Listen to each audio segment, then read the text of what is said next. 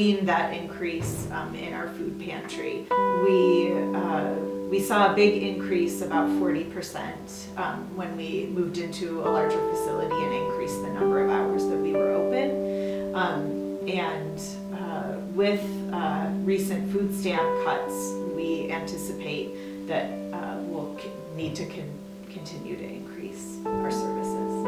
I believe at this point we're offering about 3,000 bags of food, which is 3,000 individuals a week in our food pantry.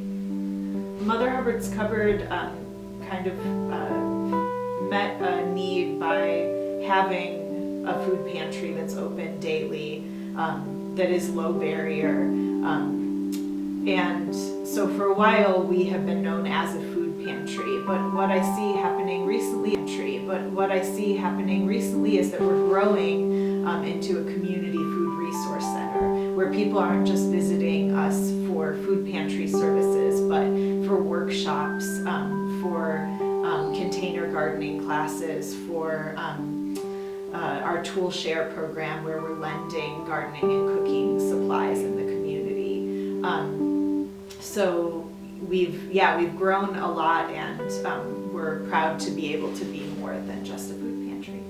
We work to build community, and food is a great way to connect with people and to help people connect with each other, whether it's baking bread or shopping for food in the food pantry.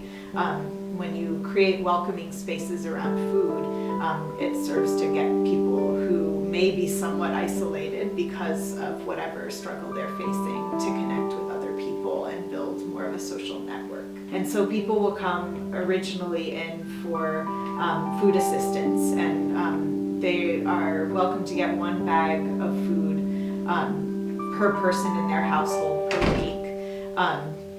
And then it's from that process of shopping in the food pantry that folks learn that we have things like bread baking classes and canning classes, and that we operate 4 community garden spaces.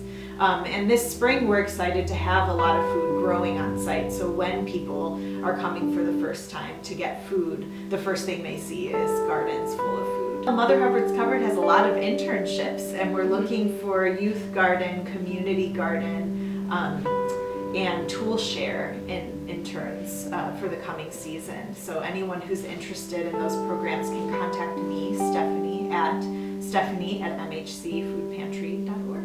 I got involved with Mother Hubbard's Cupboard when I was looking for an internship for my major. I'm a communication and culture major, and I'm generally interested in food and wellness and nutrition.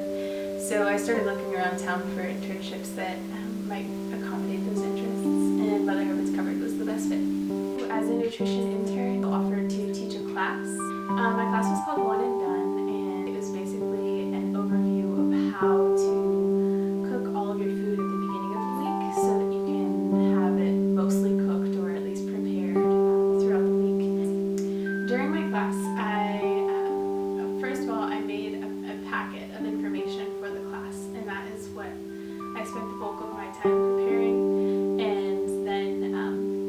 So I made sort of a mock meal plan for them, and I also made a mock grocery list and kind of laid out a step-by-step process of how to figure out how you can get the most food in the cheapest way. So I compiled a bunch of information about price comparisons between Booming Foods and Kroger, and also I made a conversion chart for things like rice and beans and lentils.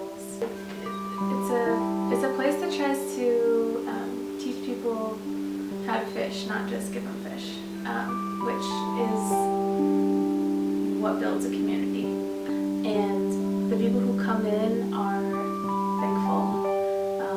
Sometimes, they might not be willing to try something new that we cook, but sometimes they are, and they're surprised that they like it, and they're surprised that their kid likes it, and so they'll try it out at home.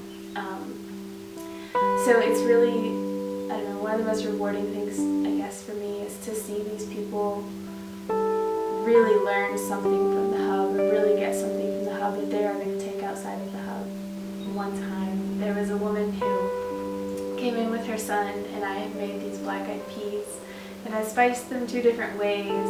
And her son, who was probably like early teens, came over. He's a real quiet kid, and I was like, "Hey, I have some black-eyed peas. Do you want to try them?" And he was like, he asked me like what kind they were, and so I told him how I spiced them, and I was like, "I think you'll like this one." I was like, "Try this one," and he tried it, and he was like, "It's good," and I was like, "Good, I'm glad you like it." I was like not expecting him to like it, you know, like, you know, some people just, you know, you can't make someone like black-eyed peas, but he liked it. And his mom looked over and she was like, "Did you just get him to eat black-eyed peas?"